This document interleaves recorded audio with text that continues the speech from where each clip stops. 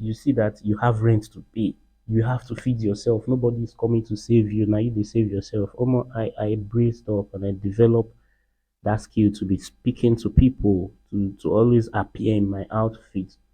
So I may give them something that they can always come back to you. That's your opportunity to let them know how good you are. You are a tailor. You are very, very skillful at what you do. You can make the best of dress. You can design stunning designs that when your customer sees themselves, they'll be like, ah, I have the best tailor. But you can agree with me that in as much as you're talented, you're very skillful, it doesn't depend on that to have a successful business alone. In these our modern day structure of businesses, there are skills that you cannot just do without. There are skills that you cannot do without if you want to be successful in whatever business you operate, especially in our country, Nigeria today. Let's be honest with ourselves. You need good sales skill. You need good digital marketing skill. This is what is going to put you out there. This is what is going to show people that talent that you've got. So you need good sales skill and good marketing skill to complement your talent. So which means if you have a beautiful product, you've designed a fine design. If people don't know about it, it is just going to remain with you as your own talent. So you need to be able to develop good sales skills and good marketing skills. Now, what happens on the days where you don't have a lot of work to do, like clients have not brought so much work to you? That is when you can utilize these skills that you've built. Number one, you have to have a good networking skill. You need to be able to talk to people about the product and service you offer. And one of the good ways you can do that is your own product. You have to trust in them by putting them on. You're a tailor, but you want to go out, you are wearing always wearing joggers. Eh? Unless you are making them though, unless that's your niche. But if you do kaftans, if you do pants, if you do beautiful shirts, I don't see a reason why you are not stepping out in those things that you can produce. You go out, you develop good qualities, outspoken skills. You can talk to people about what you do. You're in a gathering, there are a lot of guys there, but you are shy. You cannot talk to them because you they fear. You see that you are maybe feeling inferior, say you don't want fuck up, or you don't want to appear desperate as someone who needs money. My brother, you're costing your business a lot of revenue by doing that. So you need to brace up. You need to develop yourself. You need to develop that um communication skill, networking skill. It has to be part of your business. Before I used to struggle with all of these things. I don't really find it necessary to be telling people about myself. I just believe when I sew designs and I just post them, sometimes I just tell my friends that is enough to maybe get me clients. But when I moved in as a guy, as a man on my own, and I started paying bills, I saw the need for me to double up because bills don't wait for you. Bills will pressure you. When you are being pressured by bills, you see that you have rent to pay. You have to feed yourself. Nobody is coming to save you. Now you they save yourself. I braced up and I developed that skill to be speaking to people, to always appear in my outfit. So I make outfit, I go out and I like to make people understand. It's not just going out and then running to anybody you see and like I'm a tailor, I'm a tailor. No, there are strategies that you can go about this whole thing. For example, maybe you go out to a gathering and you see a lot of guys. Some of them are putting on native, something that you can do so well. You can just walk up to one of them, like, bro, you look so sharp. Oh, I really like your outfit. If you're looking good too, the person will return the compliment. And that is like an opportunity to strike. You tell them, so I really made this for myself and I'm into fashion designing. I like what you're putting on. So maybe someday you can also see what I can do for you. As simple as that, it can go a long way. So fashion designers, what's holding you back? Don't always wait till people come to you. You can go to people too with your skills and your talents. Tell them what you do. Bills no they wait. Bills, there are a lot of things we will be discussing on this channel. around pricing too. Sometimes you get work, but they see the results. You're always pricing yourself low. You're always pricing yourself low. You get the jobs, no doubt, but there's no result. There's no money in the bank. That will be as a result of your pricing structure as well.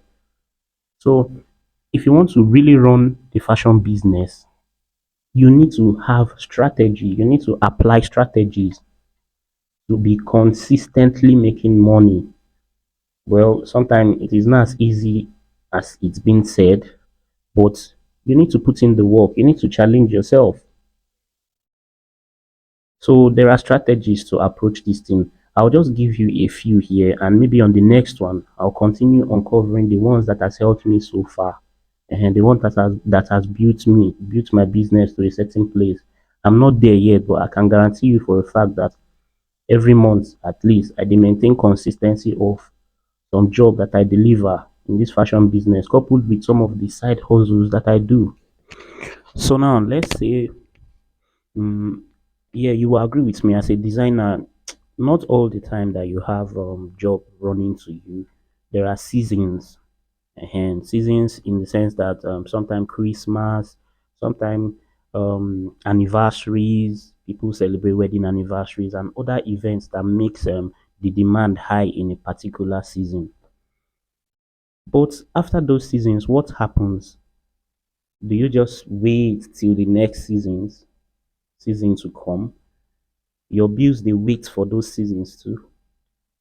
No, when those seasons has come and has gone, sales dips. And during that period, you need to still engage yourself. There are still other things you can be doing as a fashion designer. You can at that period in time, maybe you have some savings, deep hand into it, make some ready to wear vintages. Though be careful when you make vintages too. I see a lot of people talking about ready to wear, and they are always talking about vintages. Vintages too, they are seasonal low. As far as I can guarantee you, vintages are seasonal clothing too. They don't sell all year round. From my own research in Nigeria, from what I've seen and I've observed and experienced as an analyst too, vintages sell towards the ending of the year and maybe early in the year too, like November, December slash January and February. I don't mean it doesn't sell any other time in the year. It does sell, but you cannot compare the demand in December and in January compared to any other time of the year. So vintages too, they are seasonal. So when I mean ready to wear, not vintages alone. There are shirts. You can make professional office shirts for the corporate people. If you are very good at pants, making trousers, pants trouser, you can make different sizes. Now, again, don't just rush because you want to make different sizes of pants for people. You're not gonna make up to 30, up to 20. No, test the market first. Always use that approach to test the market. You can start with as little as five. Try to see that five sells first. Make like five first. Sell that five. You have tested the market. You see what size is sold the more. You see what color was the highest demand. You're gaining insights.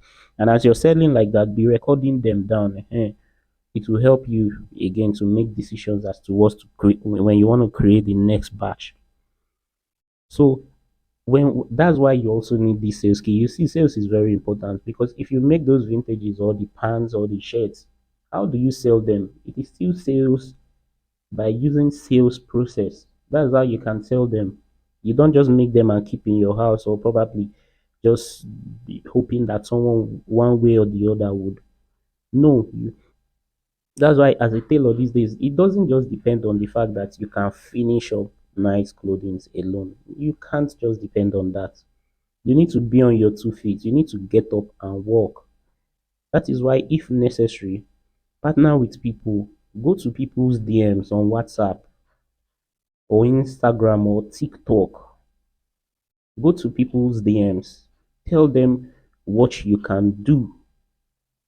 Sometimes your portfolio speak louder than what you even say. That's why you need to brand your pages, your business pages, be it Facebook, be it Instagram, be it YouTube, be it TikTok, those pages need to be professionally and neatly positioned. Just try your best. These things are not easy, but when you become consistent in them, you see that they become a part of you. So just try your best to set up those pages neatly arranged so that when you go to anybody's DM and they really want to even patronize you, they'll first go to your page and even see what you can do. They would see if you have testimonials, if you post picture of your clients, or if you even post picture of what you yourself made for yourself. Those things, that's when they can trust you enough to even give you a trial. Yet it doesn't guarantee that they'll be returning. So when they give you that trial, it now rests on you to wow them, give them something that they can always come back to you. That's your opportunity to let them know how good you are, how talented you are. So when seasons are no longer there, you can create ready to wear clothing. Like I told you earlier, stick to it, be strategic. Don't just do 30 pieces. You might lose money. Ready to wear is a way to tie money down. And you don't want to, you need to be constantly moving products because the prices of things in the market changes. If you tie your money down, how do you recover it later? So you need to be strategic. Test the market with few products. Don't just keep quiet. Talk to people. Go to people DMs. Yeah. Tell them that this is what you can do. You can be supplying boutique vintages or shirts or pants. Go to offices, talk to bankers and other corporate workers. They like to wear shirts, pants, ready to wear like that can sell to those people. You need to engage them, you need to talk to them. And while you are doing so, always appear neat and professional. See, looking good is good business. Looking good is good business. I don't know how many times I've gone out and I try to dress and look nice. People just come to you, are you a tailor? Because I'm always trying to change them. Are you a tailor? Yes, I am. I made what I'm wearing. So this time around, if I don't even go to them, they come, especially in church gatherings and some other place. So they come to find out who make my dress. So these things too are ways that you can get clients for your business. So do all of this. On those low season period, you can still engage yourself with other things. Now, there are things that can complement cloth making, like accessories, wristwatch, cufflinks, necklaces, glasses. These things, people wear them together. You can also sell these things. You can look for a drop shipping group. Join them. Don't say I'm a tailor, then you die alone in tailoring. These things complement each other. You can join groups like this and try to see how you can still share those products. Those products are already made. You don't even have to process them anymore. You just look for clients and sell to them. At the end of the day, you're even building your storefront gradually because when you grow so big now, people know that you sell jewelries to men accessories, you sell shoes too. Nice, nice loafers are there. Look for people and resell these things to them. You can see that there's so much work. See, I'm someone who's speaking to you because I can relate. I'm speaking to you from inside that business. Some of the challenges we face as tailors in Africa, particularly Nigeria itself, is very common. It's common. It's the same struggle. That's what we face as tailors. That's why sometimes when I make posts, I see a lot of people relating to it. When I make posts on TikTok, I see fashion designers, they can relate to it because we all share the same pain point. So these things I'm telling you, they are from a point of experience. I've been in the fashion business now for 7 years. It's not too much, not too big, but 7 years and counting now. I have fashion experience. It is what I do. It is what I practice that I'm preaching to you. I sell those wristwatches. The only thing I've not added now is that shoes and pants maybe. But I'll still look for someone who's very good. We can partner together now. Most of his clients can even steal so from me. I can resell his shoe and I'll make profit from it too. So these are the things I do. I'm just giving you my practical experience here, my real life experience, my real life struggle in the industry. That's what I'm telling you. So when you have low sales in some seasons, please do all of these that I've told you. It will also help your brand. It will help you. It will help you. So gradually, I'll be sharing tips like this on this channel. For those who already don't know my name is Caleb, and I'm the creative director at Caleb Culture. Yes, that's my brand's name. It's going places. Watch out. So I want us to grow together. You too. I'll see you at the top, definitely. So if you put all of this that I've just told you, try it out and see results. Come back to comment that these strategies worked for me. This strategy, I need to do better. Come back and testify to it. You will see, you will get results. It's something I've done, something I'm still doing. So I want to share with you so that we can all grow together. My name is Caleb. See you on the next one. For now.